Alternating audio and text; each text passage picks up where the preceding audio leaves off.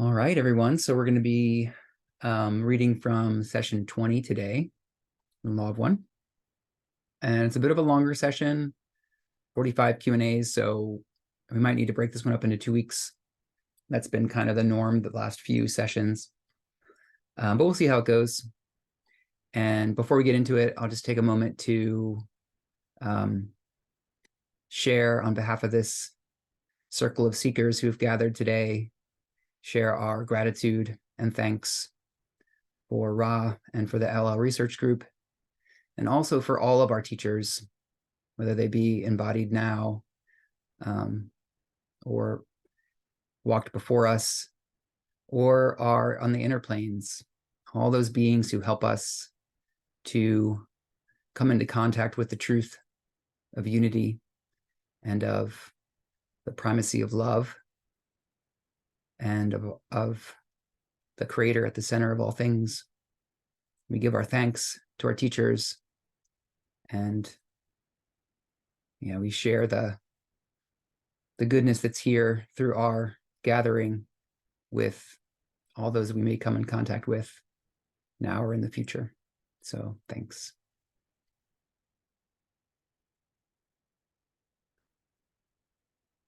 Okay. Session 20, 20.0. Anybody feel inspired to get started with the reading?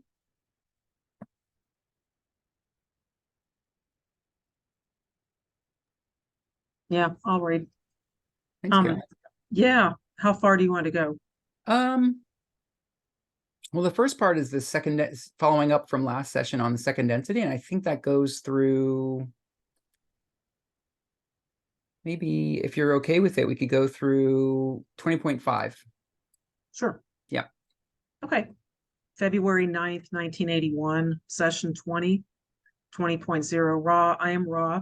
I greet you in the love and the light of the infinite creator. I communicate now. 20.1, questioner. I was thinking the best way to do the book is to continue working on the history of evolution and its mechanism until we completely make it through the third density and what will occur into the first part of the fourth density, so that the mechanisms of developing the mind-body-spirit complex will be brought out. If I get stymied someplace in one of these sessions as to what questions to ask and where, not to waste time, I may ask some questions that I will use later in the book, but we'll try to always continue along these lines. First question, to go back just a little bit, is what happened to the second density entities who were on this planet who were unharvestable. I assume there were some that didn't make the harvest into third density. Can you tell me this? Ra, I am Ra. The second density is able to repeat during third density a portion of its cycle. 20.2, questioner. Then the second density entities that did not get harvested at the beginning of this 75,000 year period, some are still in second density on this planet. Were any of those who remained in second density harvested into third density in the past 75,000 years? Ra, I am Ra. This has been increasingly true. 20.3, questioner. So more and more second density entities are making it into third density. Can you give me an example of a second density entity coming into third density, say in the recent past? Ra, I am Ra. Perhaps the most common occurrence of second density graduation during third density cycle is the so-called pet, the animal which is exposed to the individualizing influences of the bond between animal and third density entity. This individuation causes a sharp rise in the potential of the second density entity, so that upon the cessation of physical complex, the mind-body complex does not return unto the undifferentiated consciousness of that species, if you will. 20.4, questioner. Then can you give me an example of an entity in third density that was just previously a second density entity? What type of entity do they become here? Ra, I am Ra. As a second density entity returns as third density for the beginning of this process of learning, the entity is equipped with the lowest, if you will, so-called these vibrational distortions, forms of third density consciousness that is equipped with self-consciousness. 20.5, questioner. This would be a human in our form then who would be beginning the understandings of third density. Is this correct? Ra, I am Ra. This is correct. Great. Thanks. You're welcome.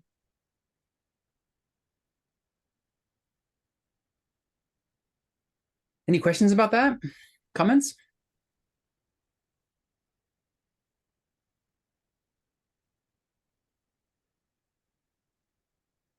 I remember reading this some time ago, and I was fascinated with the thought of a pet because I'm such a lover of my animal. And I really got into thinking about how they would make that leap into, like bordering the third density consciousness as we have humanized, in my opinion, animals that we're close to. So I came back to read this today and I was like, oh yeah, I forgot about that part of Ra.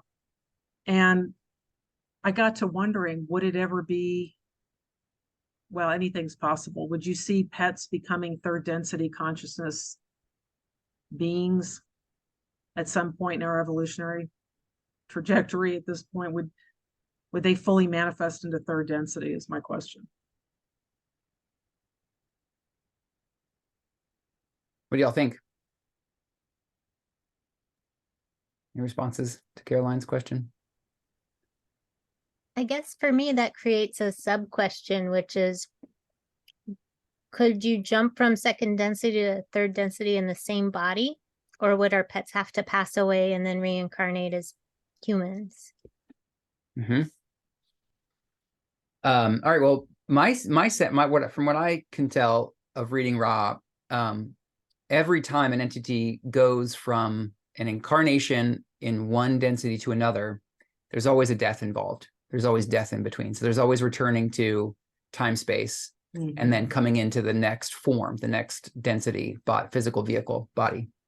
So that's my understanding, is it's not possible to go from one density directly to another while being while being alive, with the caveat that Ra does say that a lot of the children who are starting to be born, starting in the 80s and probably increasingly so, are coming into incarnation with dual activated bodies. So a lot of the people, and maybe some of us, have incarnated into this lifetime with a third, fourth density activated body, so that once third density completely resolves and closes, and the energetics, whatever energetic shift takes place at that moment, Ra says that a third density physical body is not able to withstand the energies of fourth density. There's just too much energy. There's just too much energy running. But people with dual activated bodies, their bodies are able to be in either dimension or either density. So it does get a little nuanced and complex.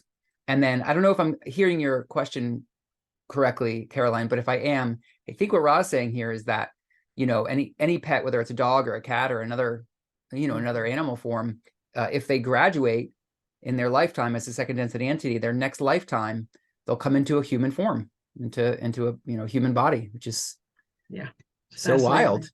Yeah. It's the cat covers this too. Yeah. Oh, pardon me.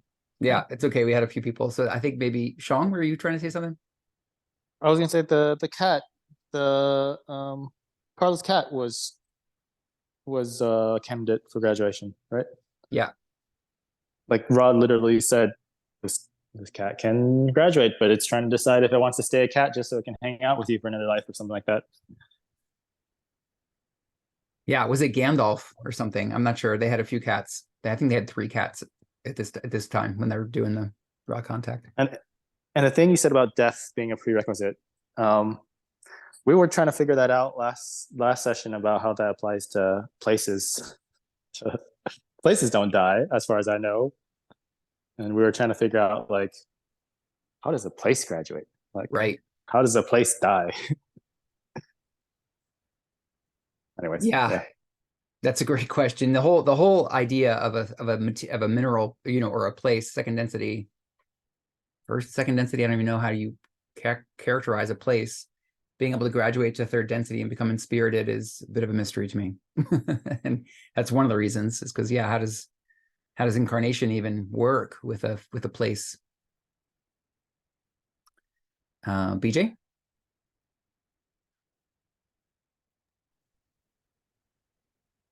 I'm curious about people's thoughts about in 20.4, the entity is equipped with the lowest form of third density consciousness that is equipped with self-consciousness. So like a pet, for instance, who graduates and then becomes human. What do you think that means?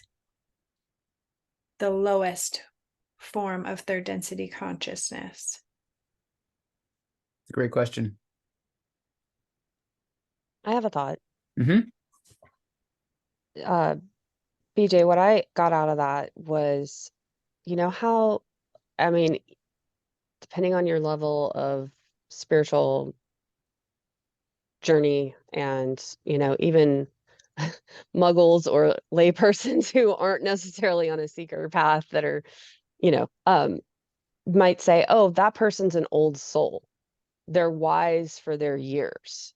There are many children that we've run across that seemingly have more wisdom and or a weight to them that feels like experiences beyond their years.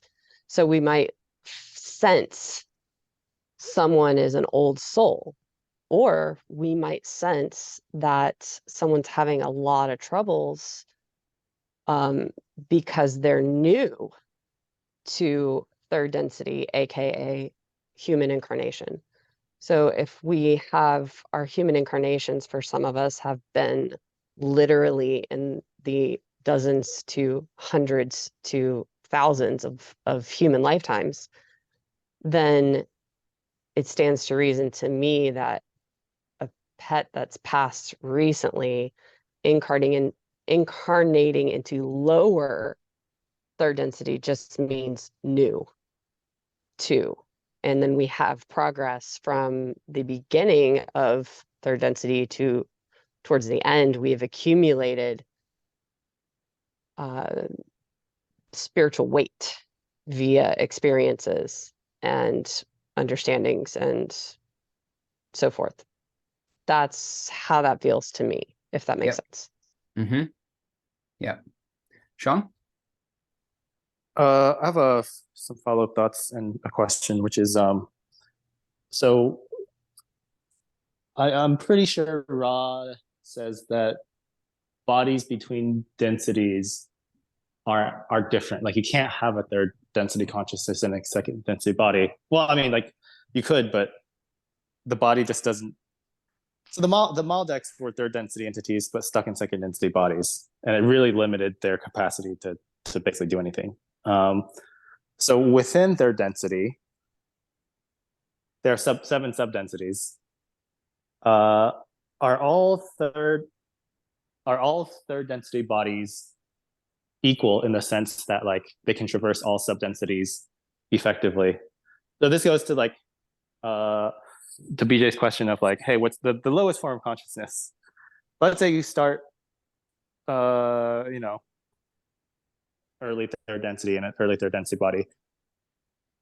As you progress through third density, you reincarnate into like bodies that are more tuned to the higher like subdensities of third, like the highest, like if you compare the physical body of the first subdensity of third density versus the second subdensity of third density, are they pretty much the same, or are there like distinct differences? This goes back to BJ's question about the lowest form of consciousness, specifically for the body.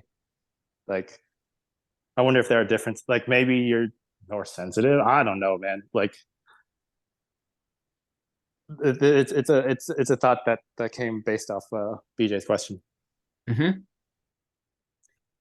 Yeah, I'll just sort of share my thoughts on it.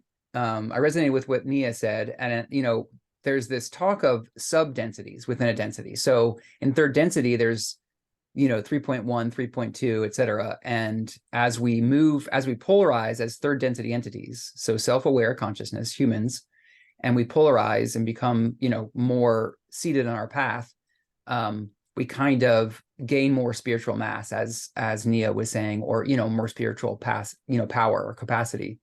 And I think that would, you know, to someone who could see our energy bodies and our chakras, you could read that in a person's system. So I imagine to come into the lowest form, you know, so a pet graduates, they come into the lowest form. It just means like essentially a neutral or kind of like unpolarized, or not unpolarized, a sort of starter vehicle, you know, a 3.1 human vehicle. And I think that what that translates to is like, you know, if you're a wanderer, for example, from sixth density, and you come into incarnation, you might come in with your energy body already holding within it activated potentials. So, you know, a wanderer might have the capacity to heal, or the capacity to communicate, or the capacity to, you know, draw from the resources of the higher levels of you know, our energy system, in a way that's going to be pretty different than a beginner 3.1 kind of a vehicle. So you might be able to read it. You know, it might be sort of like an energetic thing that you can read in the bodies. You know, each of our bodies, our energy bodies, and the lowest. I think when they say the lowest form, they just mean sort of like 3.1. Like all the chakras are available to be potentiated, but they're not yet. You know, they're not yet sort of like bright or activated, or, you know, they're ready to be worked with, but they have not yet been worked with very much. I agree. And you said that beautifully, Aaron. That's very well worded. It reminds me of like working through the chakra systems. So 3.1, somebody may be dealing with their root chakra and survivability in this incarnation. And then maybe next round, what they're working with is, you know, as you work through the rays, 3.1 they could be dealing with a lifetime of base instincts and just working through human levels of third density experience versus those, say, wanderers, or those that have more spiritual mass or capacity, are, like we've talked about before, some people have incarnated with their crown chakra just blown wide open, and they have access to that infinite intelligence right at their fingertips. Like they came here with that, and you can just tell right off the bat that incarnated being is already coming in with a lot of experience. So I just think you worded that beautifully. Thanks. Caroline?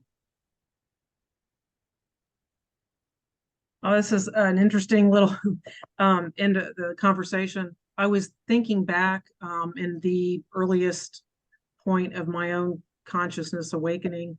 It wasn't 6 or 8 weeks when I had my initial experience of consciousness that my body went through some massive physical transformations, and I was frightened because I didn't know what was going on, but it was lights, very intense. I had incredible muscle spasms, and I had 2 long events that went over a period of 8 days. That once I understood that my body was activating into a different density, it was trying to equip me with, you know, some new wiring so that I could absorb more light, so that I could raise my consciousness.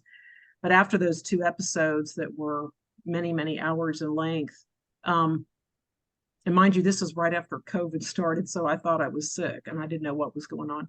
So I've come to understand that it was just a beautiful way that I think consciousness, the body, the physical dense body that I had, could now begin to rise higher.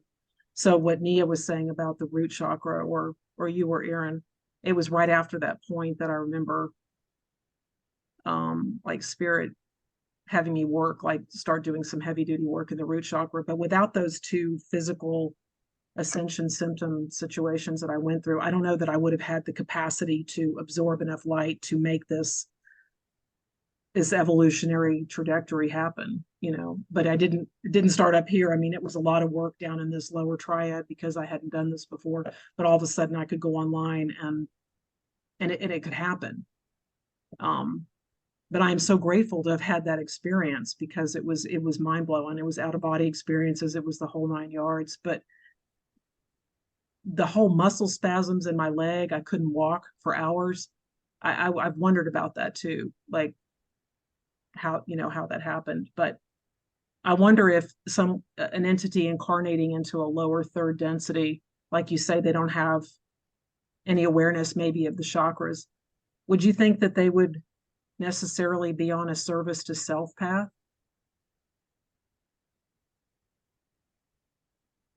I imagine they're probably fairly unbiased. You know, they start where third density itself starts, which is like the paths are open, they're both available.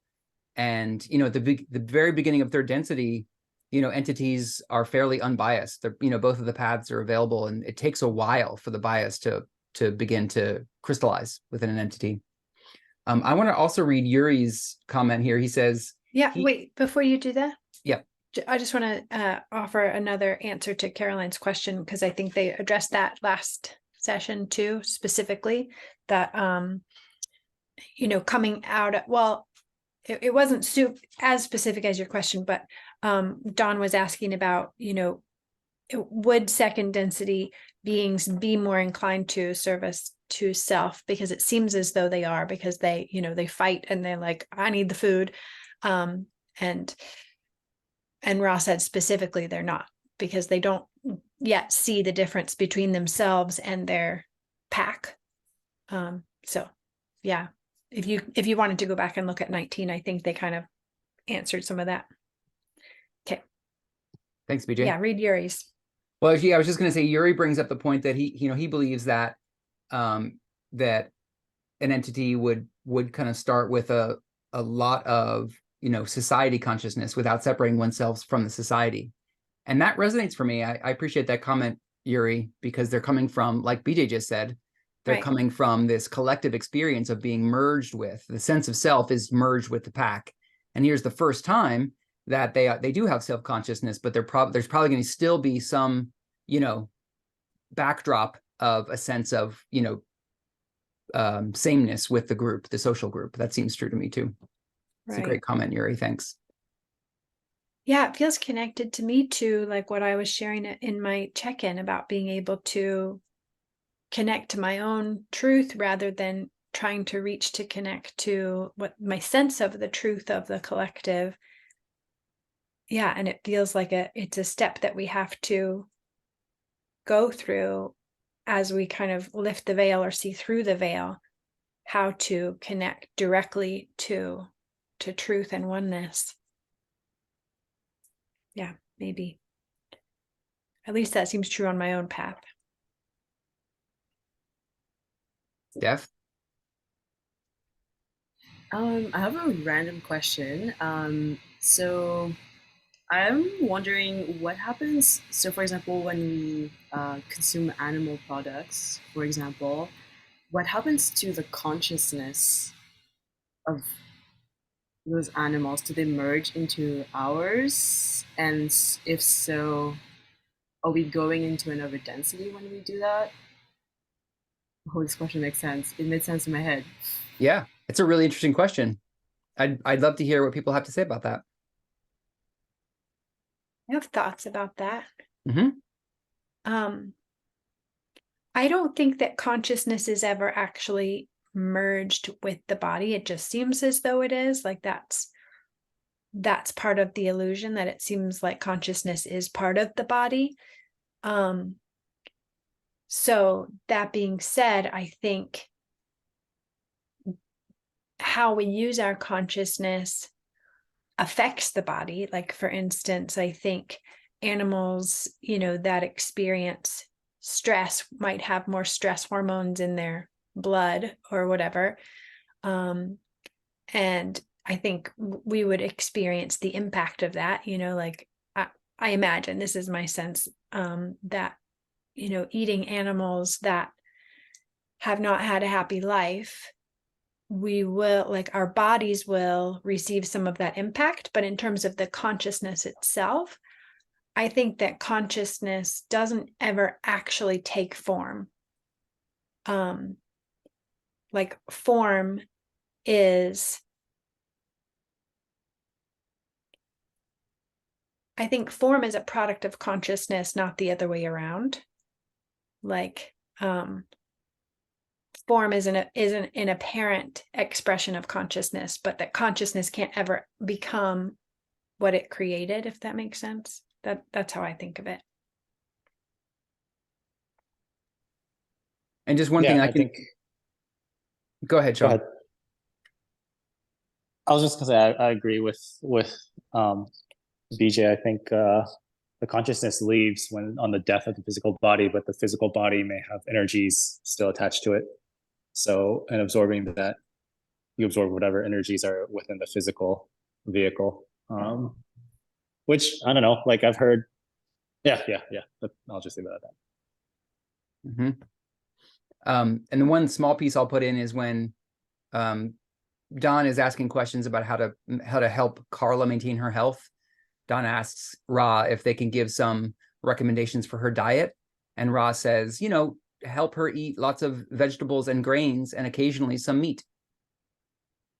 So they don't seem to hold the position that to eat meat is necessarily going to produce negative vibrations. Otherwise, I don't imagine they would have recommended that for her.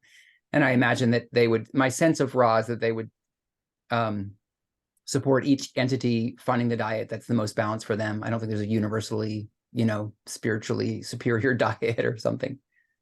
But anyway, it seems like from their perspective or their system, third density humans occasionally eating, second density animals for nourishment is a suitable choice to make.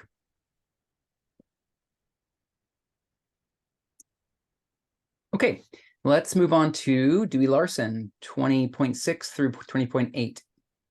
Anybody be willing to read those?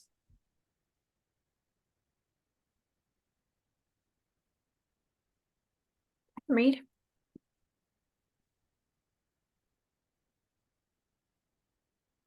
Speaking of the rapid change that occurred in the physical vehicle, the change from second to third density, this, you said, occurred in approximately a generation and a half. Body hair was lost, and there were structural changes. I am aware of the physics of Dewey B. Larson, who states that all is motion or vibration.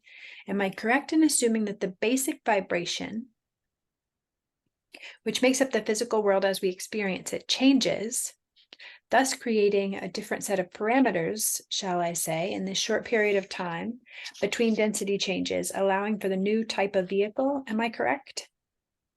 I am Ra. This is correct. Questioner, just as a side question here, is the physics of Dewey Larson correct? I am Ra.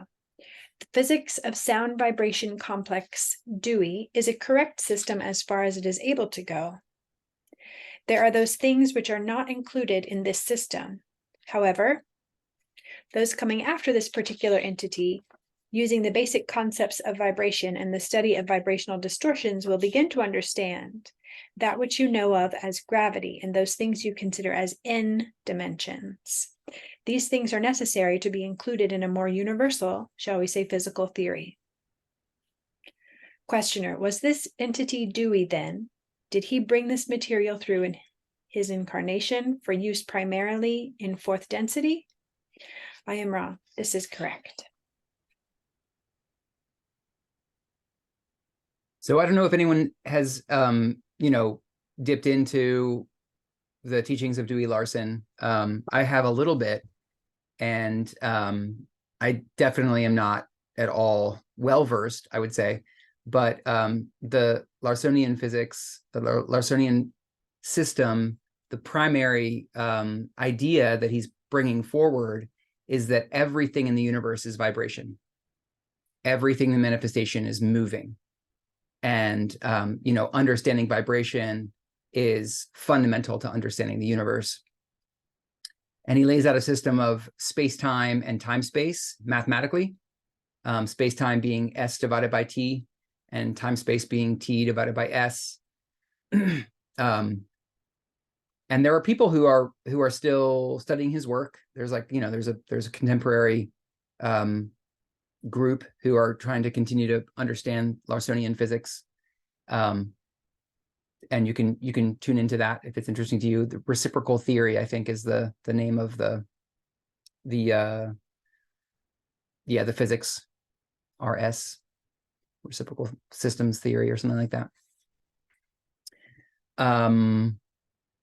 Yeah, so I'm not sure how much we can, I don't know if I can shed more light on what he says here, but it seems like Ra is saying that, Larson's work is kind of like it's a transitional physics, like it's paving the way to fourth density science.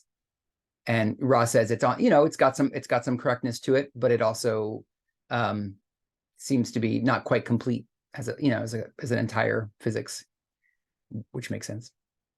Any other comments about it, or anything anyone can shed light on? I have a question. Where does Mhm. that fall with Walter Russell's Secret of Light? If somebody were to exchange the word vibration with the word light, is that not almost congruent with Russellian? Yes, I think it Thought is so. congruent. Yeah, and I don't myself have enough understanding of Dewey Larson's work, but I know that I've heard other people who are aware of them both, who tend to view both of those, Dewey Larson and Walter Russell, as kind of like the progenitors of the electric universe theory. So it's a little bit, it's mysterious. It's like you can say the original substance is light, and that's what Walter Russell says. But you can also say, it's sound, which is like the kind of Vedic principle of the primal Om creates everything. And that's kind of a sound-based metaphor for what creates everything. And then some people call it electricity. Ra calls it intelligent energy, which is synonymous with light, I believe, or prana.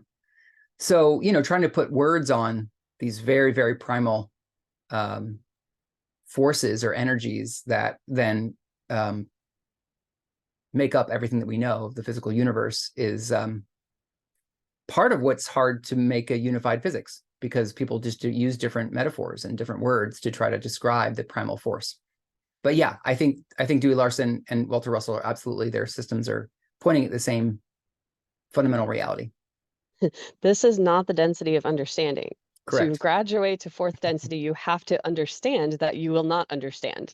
Yeah. That Thanks for the to reminder. me is a prime example of we're doing our best in our analytical brain minds to process information that is experiential and not, we just come close. It's like, oh, was it Lao Tzu or Confucius? I always go back to this. It's like, I can explain the Tao, but everything I say about the Tao is not the Tao. I Yeah. will never be able to explain it out. It's That's right. you just do your best around it to try to get to some sort of understanding as close as we can. But this is not the density of understanding. You cannot graduate until you understand that you will not understand. Mm-hmm. Yep. Thanks, Nia. I think that's really helpful. Sean, did you ever? I feel like maybe you tried to dip into Dewey Larson a little bit. Is that true? I didn't go super deep into it. I saw like the 3 dimensions of time, 3 dimensions of space. I need to go revisit it. Mm-hmm. Okay. Not trying to put you on the spot. I was just curious. You tend to be our resident scientifically minded. I'm planning to check it out. Cool. Okay. Let's keep moving unless anyone else has anything they want to ask on that. Okay. All right, 20.9. And I don't know what a good stopping point. Let's just read until seems good. Anybody up for that? I can read. Tell me when Great. to stop. Okay.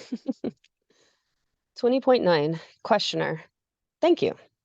Yesterday, we were speaking of the split that takes place in third density when an entity, either consciously or because of bias, chooses the path of service to others or service to self. The philosophical question of why such a split even exists came up. It is my impression that as it is in electricity, if we have no polarity in electricity, we have no electricity. We have no action. We have no, therefore, I am assuming that in consciousness, without such polarity, there would be no action or experience. Is this correct? Ra does not say I am wrong. This is correct. You may use the general term work. Questioner. Then the concept of service to self or service to others is mandatory if we wish to have work. whether it be work in consciousness or work in the mechanical or Newtonian concept in the physical. Is this correct? I am Ra. This is correct with one addendum. The coil, as you may understand this term, is wound, is potential, is ready. The thing that is missing without polarizing is the charge. Questioner, then the charge is provided by individualized consciousness. Is this correct? I am Ra. The charge is provided by the individualized entity using the inpourings and instreamings of energy by the choices of free will. Okay, that seems like that's a one little topic. Polarization, positive and negative. And the metaphor of electricity. Any thoughts on any of that?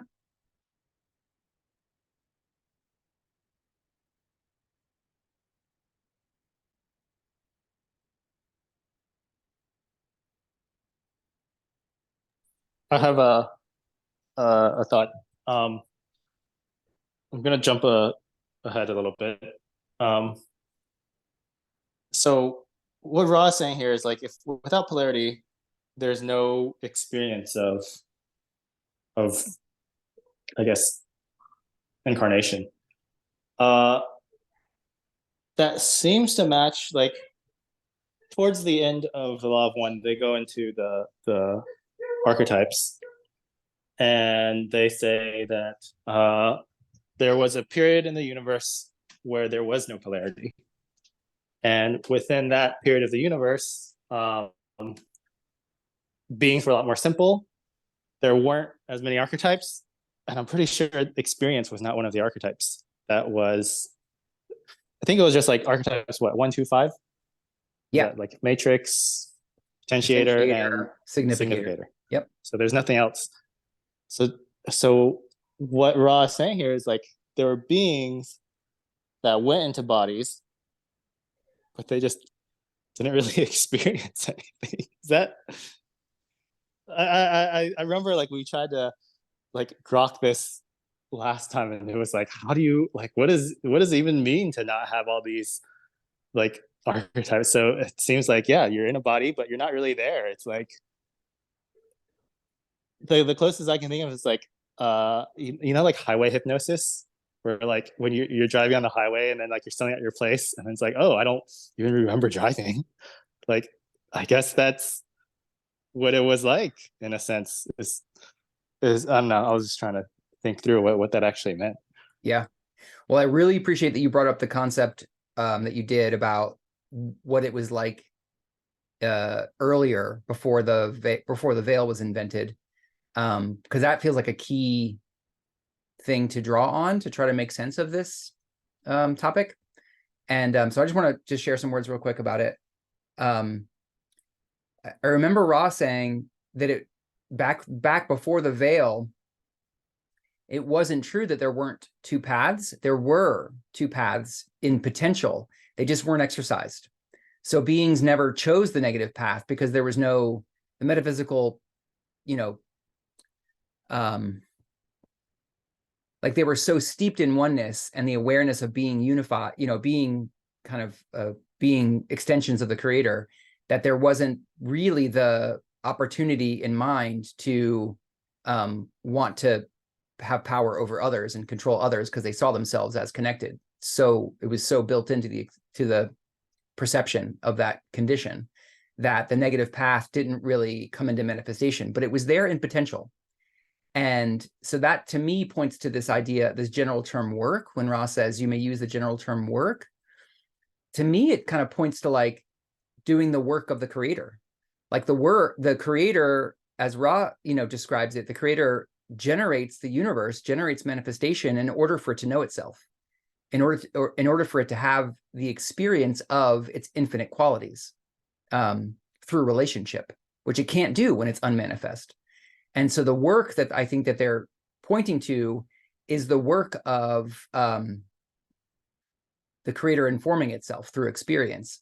And without the two paths, positive and negative path, in manifestation, which is where we're at now, we very much have that condition now. not much work got done. So I think, Sean, what you were saying about that earlier condition, Ra said that like spiritual evolution was very slow, which I think is like the other way of saying like work wasn't really taking place in third density. Anyway, that's what I wanted to share. Nia, your hand is up. What do you have to share? I agree. Absolutely. That's pretty much what I was going to say, that duality, he answers it in a sense right here at, therefore, I'm assuming that in consciousness, without such polarity, there would be no action or experience. Is this correct? And Ross says you may use the general term work. I wouldn't use the term work, but I prefer action or experience. The duality, the yin yang of the universe. When we were on the other side at these other densities, the harmony was such that we were just floating and didn't have catalyst to push us towards growth and movement and action and work, aka experience of the infinite creator experiencing itself.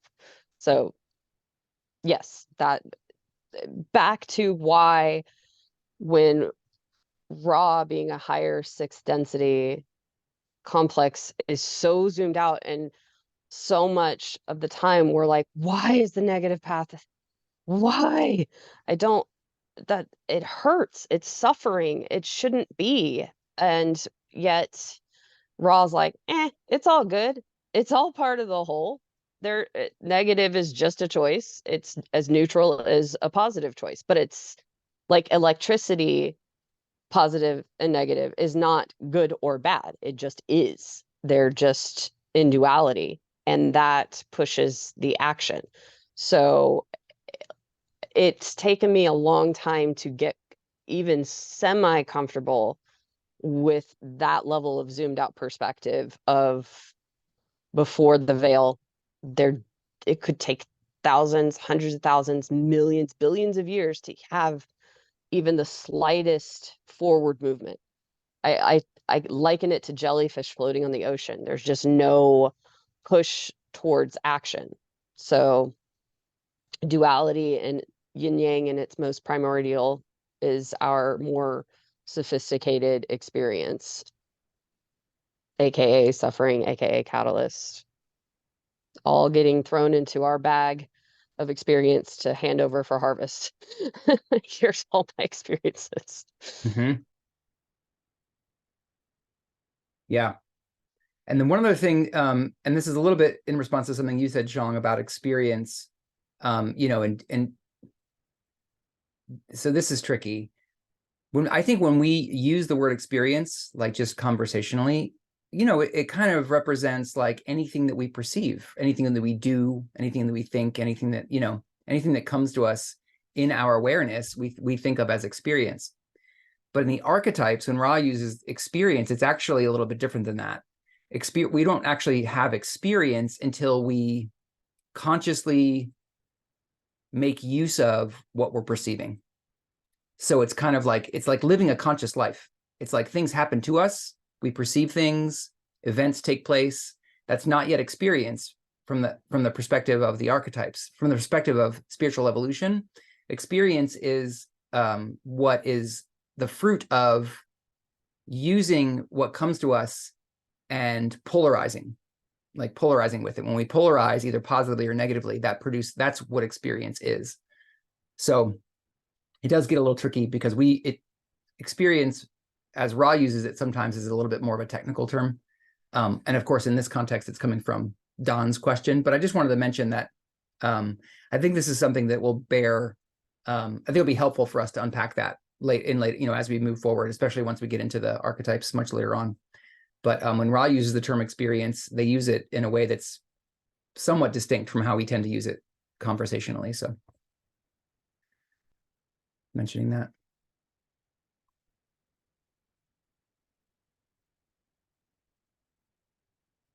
Caroline?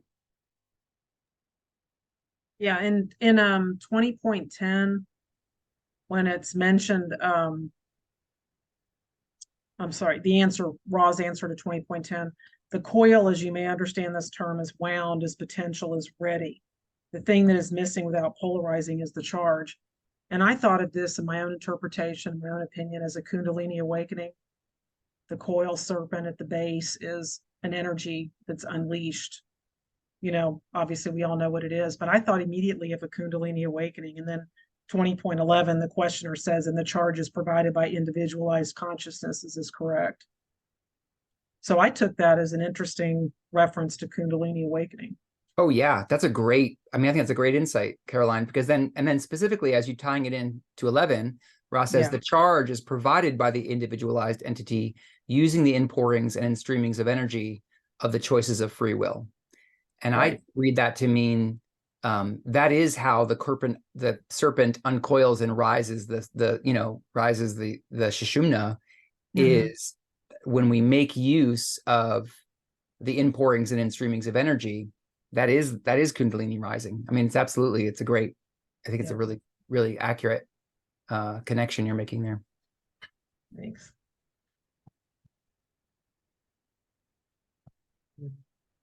Okay, I'm going to keep us moving. I'm going to see if we can get to like 22-ish, 21, 22, 23. And we have about 35 minutes to do so. So let's keep reading. I guess I'll go ahead and read a few. 2012, questioner, thank you. As soon as the third density started 75,000 years ago, we have incarnate third density entities. And we have incarnate third density entities. What was the average human lifespan at that time? I am Ra. At the beginning of this particular portion of your space-time continuum, the average lifetime was approximately 900 of your years. Questioner, did the average lifespan grow longer or shorter as we progress on into third density experience? I am Ra. There is a particular use for this span of life in this density. And given the harmonious development of the learning teachings of this density, the lifespan of the physical complex would remain the same throughout the cycle. However, your particular planetary sphere developed vibrations by the second major cycle, which shortened the lifespan dramatically. Questioner, assuming a major cycle is 25,000 years, at the end of the first 25,000 year cycle, how long was the lifespan? Ra, the lifespan at the end of the first cycle, which you call major, was approximately 700 of your years. Questioner, then in 25,000 years, we lost 200 years of lifespan. Is this correct? I am Ra. This is correct. Questioner, can you tell me the reason for this shortening of lifespan? I am Ra. The causes of this shortening are always an ineuphonious or inharmonious relational vibration between other selves.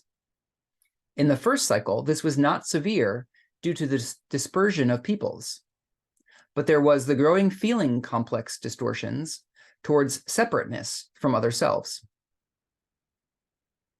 Questioner, I'm assuming at the start of one of these cycles, there could have been either a positive polarization that would generally occur over the 25,000 years, or a negative polarization.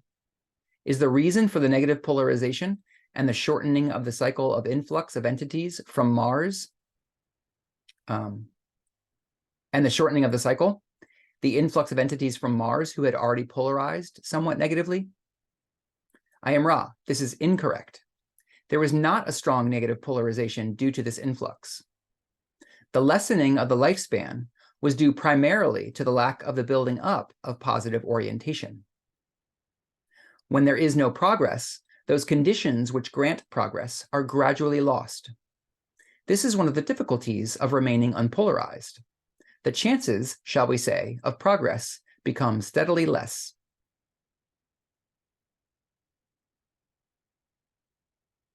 Okay, I'll pause there. So lifespan. I have a question. Yeah. The lessening of lifespan, did Ross say it was because of disharmony? Is that what he said? Yes. So Interpersonal disharmony. would a negative planet have lower lifespan, or would it be just as high?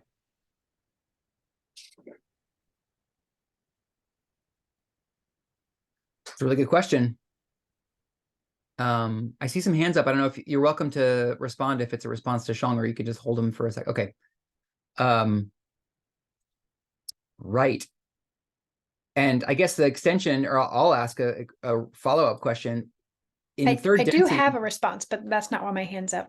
Okay. So I'm happy to respond to. Yeah, you're welcome to respond to Shang's question independently of yours, but I want to share something, which is a question, which is like, would a third density experience of a planet tilting towards negative, would that by definition be inharmonious?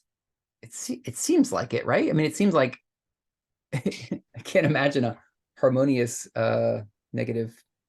I mean, even in fourth density, apparently it's harmonious, but it's harmonious because everyone is agreeing to compete against other social memory. It's pointing out, like, instead of, it's like a criminal organization cooperates because they have other people to screw over. If there weren't other people to screw over, they would be screwing over each other. Yeah, absolutely. And within the criminal organization, there's still entities moving up and down within the organization through backstabbing and, you know, through there's definitely there's harmony on one level. There's order, but that's there's order. not the same as harmony, right? Yeah, right. So it seems like, anyway, I guess it seems like that would be the case, Shang, from my perspective. It seems like it must be inharmonious in that, but who knows? That also would make it harder to, like, if you have a shorter lifespan, you have less opportunity to, like, it would be harder to polarize negatively because you want to have this, right? Like, yeah, like it's like, I don't know. I mean, they seem to say if you're not making use of the opportunities of incarnation, that's when that's part of what affects the lifespan. But in your scenario, Shang, it's like, well, if entities were making use of the incarnation, but just in order to polarize negatively, they're making use of the conditions. So maybe it wouldn't. Yeah, anyways. BJ, what do you want to say? Well, I think you covered what I was going to say in response to Sean. Yeah, I feel like that one sentence, when there is no progress, those conditions which grant progress are gradually lost. So I think it points, at least that's the way I interpret it. I think Ra's talking about if there's progress, you're doing great. If there's not progress, you have to, the tightrope gets smaller, which that's what I wanted to bring up, was like last week, I had this image that came to me of like, the more we polarize, the sort of finer the tightrope that we're walking on. So like if I'm, let's say positive is on the top, it's kind of hard to switch to negative because it's like this big tightrope. And then the farther we go along and polarize, it's this tiny little thing, and you can like flip, is kind of the image that I got based on what Ross said, that like the more you've polarized, the easier it is actually to change from one polarity to another, because you've built power and awareness, and that's what you need for to be on either path. And that just felt connected to me here, that like the reminder of the insight that I had last week was like what keeps us on the, again, the top side of the tightrope in my metaphor, which is the positive, is staying focused on our desire. Like desire becomes really important, and continuing to make that choice of I choose to serve others. And it just feels reinforced again that when there's no progress, those conditions which grant progress are gradually lost. It becomes harder to continue to progress, and you have to stay focused on like when times are crazy, it's harder to serve. It's harder to remember that we're all connected, but like it just increases the opportunity or the importance of our desire to serve, which is really interesting. Like staying focused on, that's what I'm here for, even though it's really hard and I really want to judge people and I really feel separate and I can't believe these crazy people. And like, okay, no, it's really important to me. This is what I choose to do. So that's just what's here for me right now. Mm-hmm. Thanks.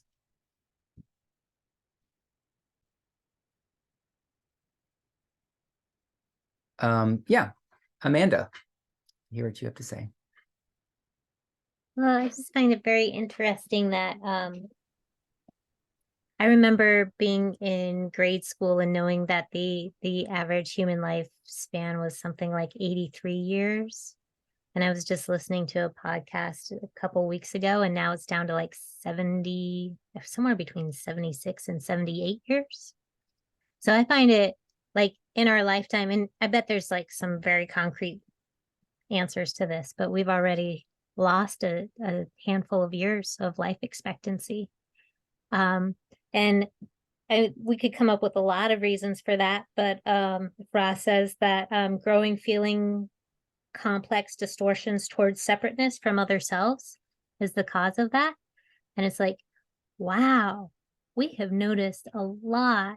Like, of course, we all know that, but like just in our lifetime, like a growing feeling of separateness is like, I totally get how we've lost some years in the last years. So that's interesting. I think that's all I wanted to say. Yeah, just as a quick direct response, I don't know if anyone else has heard this, but I've heard that we're definitely not at the lowest. Like the lifespan global average used to be much lower. Like in the dark ages, it was like 35 years old or 40 years old or something. Like we're not at the low point. And it does seem like, it's gone up and down in modern times, and maybe we're lower now than we were, and not too long ago. But I also don't think it's the lowest that Earth humanity has ever been. BJ, I have a direct response too. Yeah.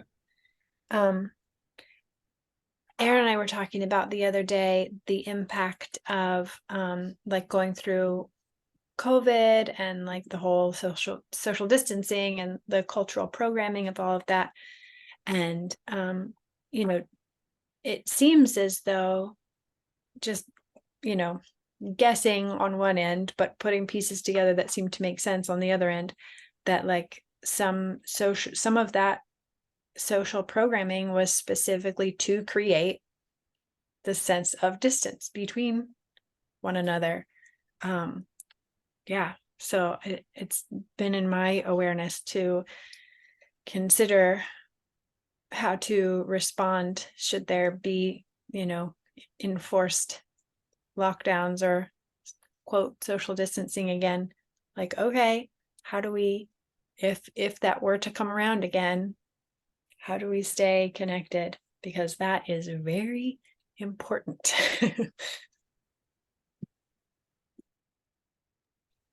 Everyone has mental health issues these days. I missed that first part. What did you say, Sean? I just said everyone has mental health issues now. Yeah, totally. That reduces your lifespan. Mm-hmm.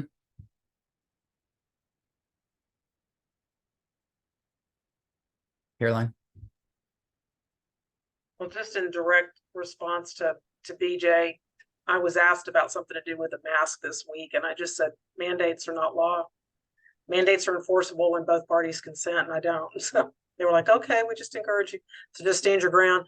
But in relation to the portion on life expectancy or lifespan, I wondered if it might be helpful, though, that human beings, incarnated human beings, have a shorter lifespan than these long ones for reasons of karmic cycles and being able to work through things, come back and incarnate and work, that maybe that actually helps us reach a higher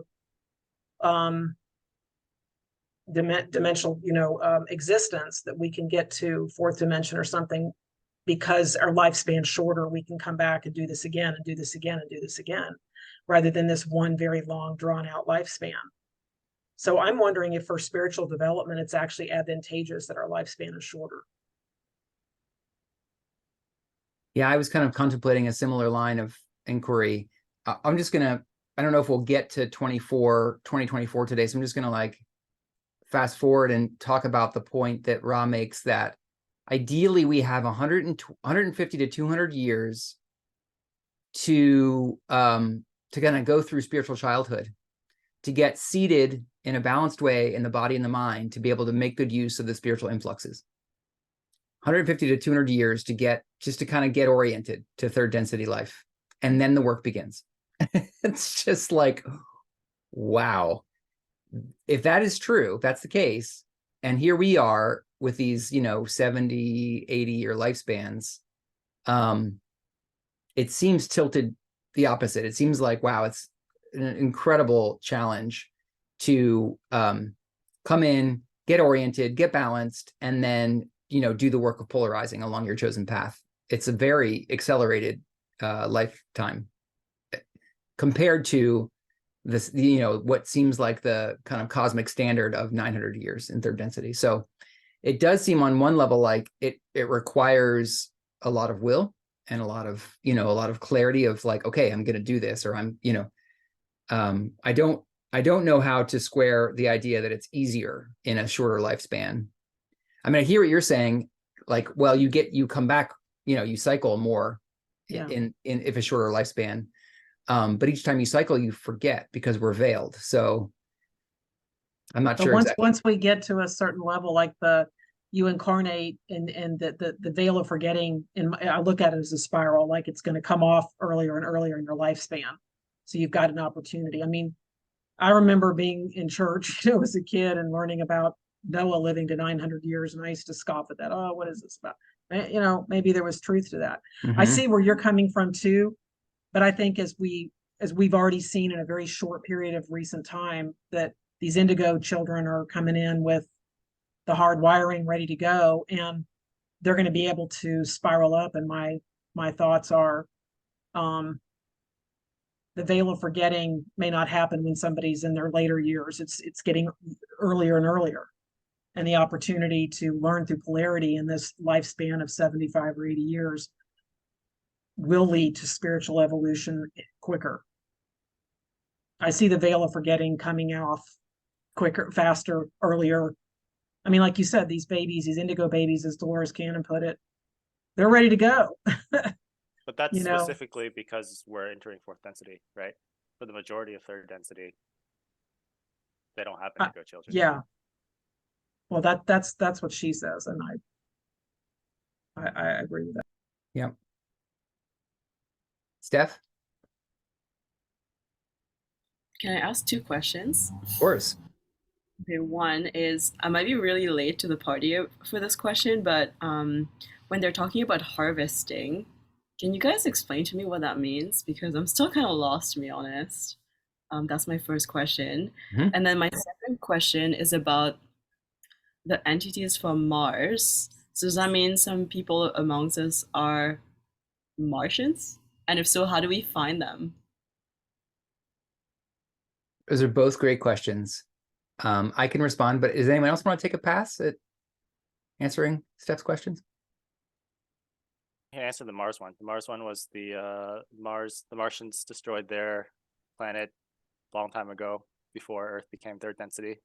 So they moved them to Earth in human form.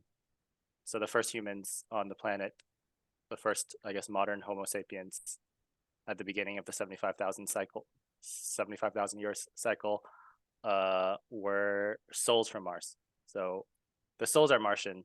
They're not like little green men. It's just Martian souls learning in human bodies because that was the easiest place for them to continue their soul learning. Does that answer your question, Steph, or is there still more to that for you? There was the harvest piece. How do you know if someone's a Martian? That's really cool to me to understand that. It's also like they've gone through 75,000 years of Earth experience, right? So they have the Martian heritage, but it's like if you were born in China and then you moved to the US and you grew up in the US, are you more American or are you more Chinese? Like you sort of adapt. It's a blend in some sense. Yeah. And one of the things that I think about a lot is the astral. I mean, I don't know much at all about astrology, but from the very little I've heard, the Mars energies are the god of Mars is the god of war in the Greek or Roman, I don't know. But astrologically, Mars seems to have a martial and the word martial, the root of the word martial is Mars. So Mars tends to connote warlike behavior. So I think as an archetype, the influx of the Mars souls did bring a very strong flavor of what they were working out when they were on Mars, which is like they blew off they destroyed their environment, their atmosphere through war. Like war was the thing that ended their third density cycle. So they are still working out that karma. And obviously Earthlings, whether they're from Mars originally or not, are still working on that. I mean, here we are, like war is such a dominant theme to Earth life. So I don't know if I have clarity about like how you could know if an entity was specifically an original Mars soul or not. But I think that the energies of Mars are pretty clear to understand how they're playing out in Earth history and in Earth, themes. And then in terms of what is harvest, harvest basically happens, it refers to a process that takes place at the end of each major cycle of third density. So every 25,000 years, basically this host of higher beings comes in to attend to the incarnational process that takes place regularly with souls, cycling through incarnations. And there's this sort of like window that opens where souls go through this process where they ascend this staircase of light, is how Ra describes it. And they sort of go through a self-test to see if they're ready for the lessons of the next density. So harvest is this sort of like this opportunity to see if souls have completed the lessons available in third density and are ready to move on to the next. It has kind of creepy vibes because we hear about harvest outside of the law of one as though it's this like thing that these exterior entities come in and harvest souls or something. And that's not how Ra describes it. It's very much it's attended by other higher dimensional entities, but it's an opportunity for the souls that have been learning the lessons of their density to check and see if they're ready, if they've graduated, if they've completed the lessons available in third density and are ready to move on to fourth density. Can I add to that? I think the harvest, it's something predetermined by it's like a clock, so it's predetermined by the structure of the universe, where every X years some energetic window opens, where you have the opportunity, if you want to, use that window to move to the higher densities, and not everyone is ready. So that's why there's like a bunch of entities helping out to help sort out like who wants to go through and who still needs more time. Yeah. And I think that, it's got an agricultural metaphor. I mean, harvest just comes from like at the end of the growing season, that's when you reap the fruit that you've sown. And I think it's apropos. I think it's relevant because I think the fruit of third density on all planets is basically polarized souls. The fruit, the culmination of their density is souls who have very clearly chosen their path of moving forward in the evolutionary spiral, whether it's positive or negative. I mean, that is the fruit of the planet. Like if the planet was a big farm or a big garden, it's the culmination of the entire cycle of their density is to produce souls who have sufficiently chosen and polarized their spiritual path. So the agricultural metaphor is apropos. Thank you, guys. Yeah. I really appreciated that explanation. Cool. Thank you. Good. It seems like we're probably going to end up having to stop midway through this topic, but we'll just read a few more. And can someone remind me where we just left off?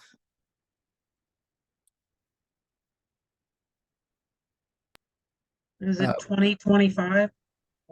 We didn't make it that far, I don't think. Oh, okay. 2017. 2017. Yeah. So let's do. Oh, you jumped ahead and I went to the. Right. Yeah. I jumped ahead just to bring in that one point of Okay. like, what is the optimal 900 years for?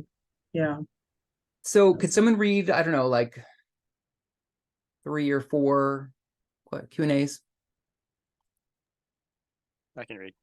Where are we? Great. 17? 18. 18. Starting at 18. Questioner, the way I understand it, at the beginning of this 75,000 year cycle, then we have a mixture of entities, those who have graduated from second density on Earth to become third density, then a group of entities transferred from the planet Mars to incarnate into third density here. Is this correct? I'm Ra, this is correct. Questioner, okay, continue. Ra, you must remember that those transferred to this sphere were in the middle of their third density, so that this third density was an adaptation rather than a beginning. Questioner, thank you. What percentage of the entities, roughly, who were in third density here at that time were Martian, and what percentage were harvested out of Earth's second density? I'm Ra. There were perhaps 1/2 of the third density populations being entities from the red planet Mars, as you call it, perhaps 1/4 from second density of your planetary sphere, approximately 1/4 from other sources, other planetary spheres whose entities chose this planetary sphere for third density work. Questioner, when they incarnated here, did they mix? Did all three of these types mix together in societies or groups, or were they separated by group or society? I'm Ra. They remained largely unmixed. Questioner, then did this unmixing lend to a possibility of separation of group then, or the possibility of warlike attitude between groups? I'm Ra. This is correct. Questioner, did this help reduce the lifespan? I'm Ra. Yes, this did reduce the lifespan, as you call it. Okay, yeah, great. Let's pause there.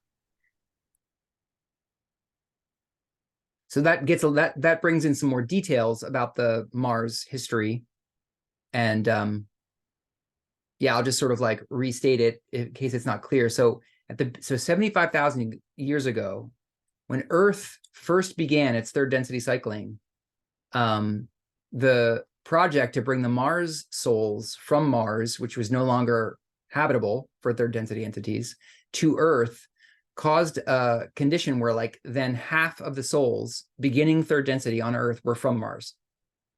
And, you know, for the Martian souls, it wasn't the beginning of third density for them because they had already been cycling in third density. We don't know for how long. And then 1/4 of the original third density inhabitants of Earth were naturally harvested from second density. So that would have been, you know, the naturally evolving ape beings, you know, ape-like beings who graduated from second density. I'm assuming it's ape-like beings. We could talk about that.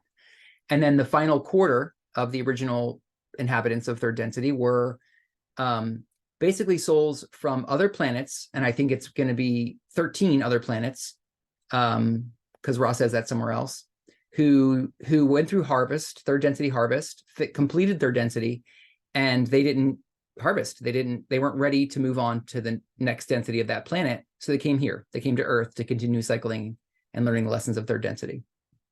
So that's the sort of picture of what it looked like 75,000 years ago and the makeup of the soul groups incarnating on Earth.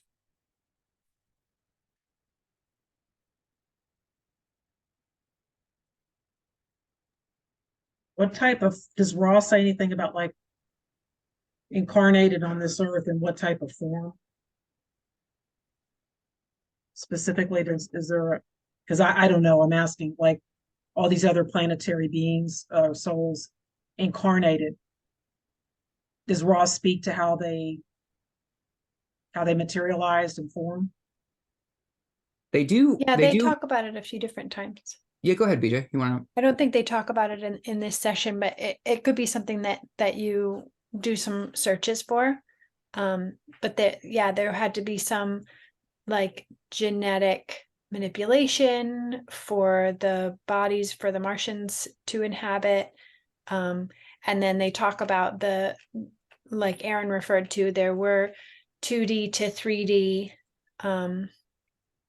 bodies that were here that were Earth native. Anyway, yeah, they talk about it in a few different sessions. I think Dawn circles back to it and asks other questions. So it's not all in one place. But they're all human. I mean, they're all what we think of as human. You know, we're not, even though there's such a diversity of soul groups, they were all incarnating into bodies that we would all identify as human. You know, and there's a fair amount of difference in the human, family of genetics.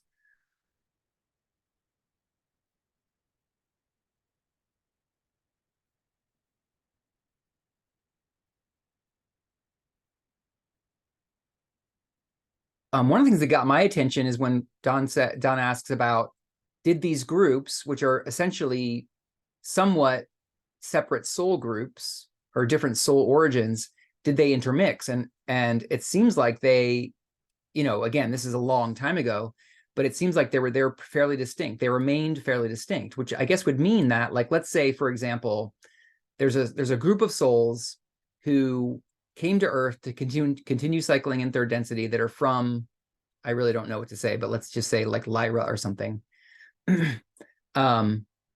And they came as a group, they incarnated as a group, and then they would create a society or group. Like, there would have been a group of people living on the planet somewhere, fairly isolated from the rest of humanity, that were all of a similar soul origin. I don't think that's going to apply to every single person in that group, but it really caught my attention of like, wow, we have a lot of lessons to learn about race and difference and, racism. And that whole topic becomes a lot more nuanced and complex when we realize, like, actually there's a spiritual dimension to it too, or a soul origin dimension to race as well, which just makes it that much more difficult to navigate. Amanda?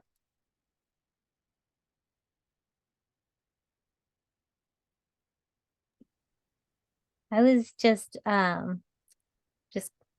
doing the math, and if our souls arrived in third density 75,000 years ago, and if the average lifespan was 900 years, then we've all had at least 83.3 lives on Earth, which is that's pretty cool. Mm-hmm. I also wanted to comment and just just makes me have a lot of appreciation for all of the different cultures that are all on Earth, all the different flavors of the different regions, and how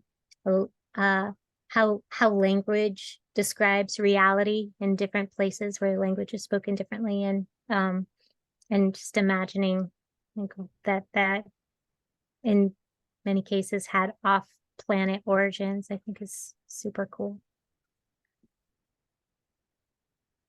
Totally.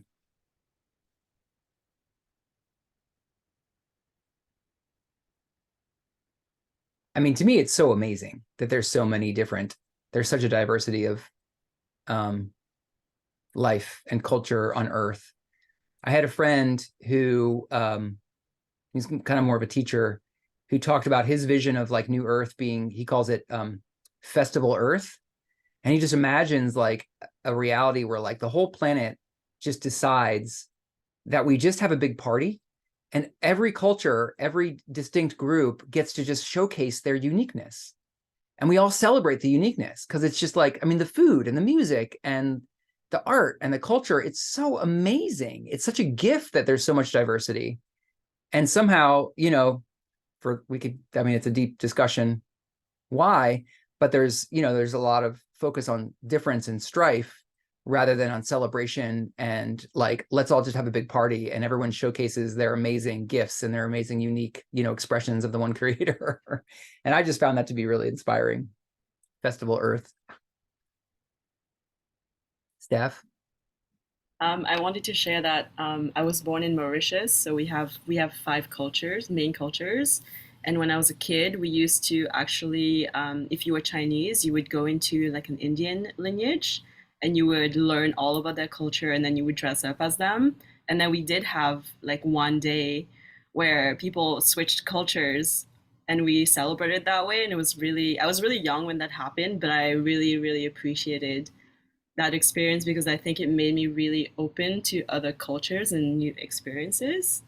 But yeah, I totally agree with you, and thanks for bringing this up. Like, I just like feel like my childhood is back online now because you were talking about that. So thank you, I appreciate it. That's awesome.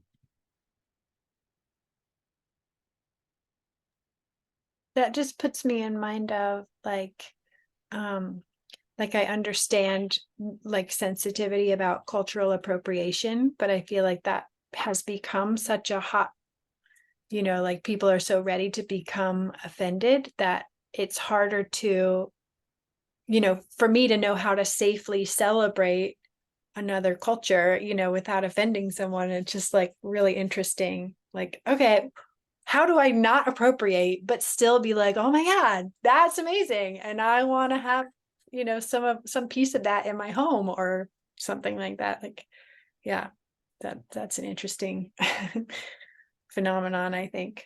Mhm.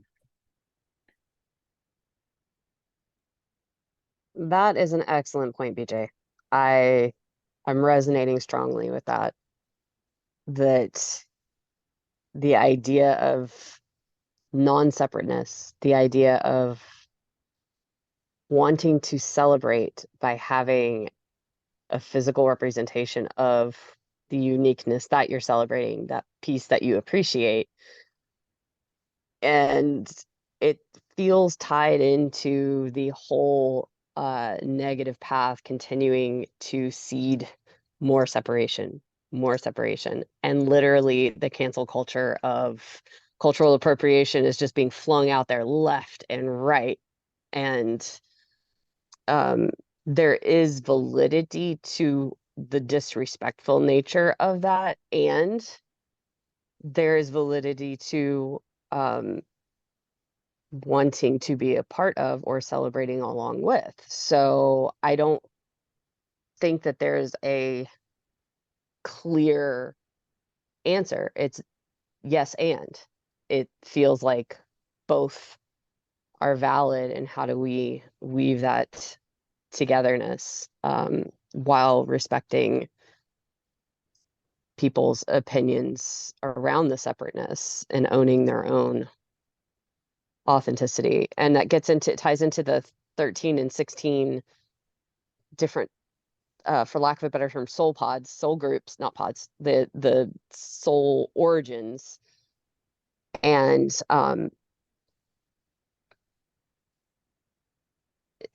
Neil's presentation on Yahweh coming up actually taps into this a bit. So I'm just like, I'm really excited for that he's going to present, and this continues the conversation. He's done his due diligence in throwing that in there.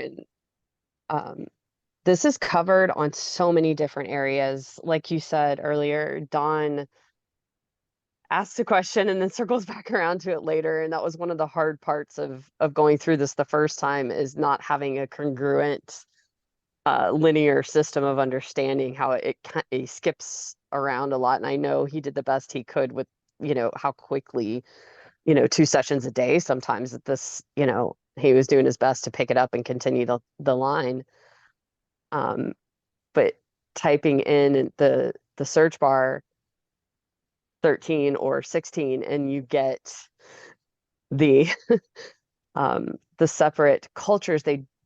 Ra does mention, I don't have it memorized, but Ra does mention which origin tied into which culture: the Native Americans and the East Asian and the Middle East. And they seem so separated, and you can see these massive differences. And you can see the non-separateness all one at the same time. So it's both in that way. Yep. Well, I guess we'll just pick up again next week where we left off at 2024. Thank you all for a rich discussion. Appreciate all the Thanks, open everyone. Have a good week. Yeah. Thank you. We'll see you again next week. Thanks, y'all. Mhm. Bye. Bye-bye. Bye.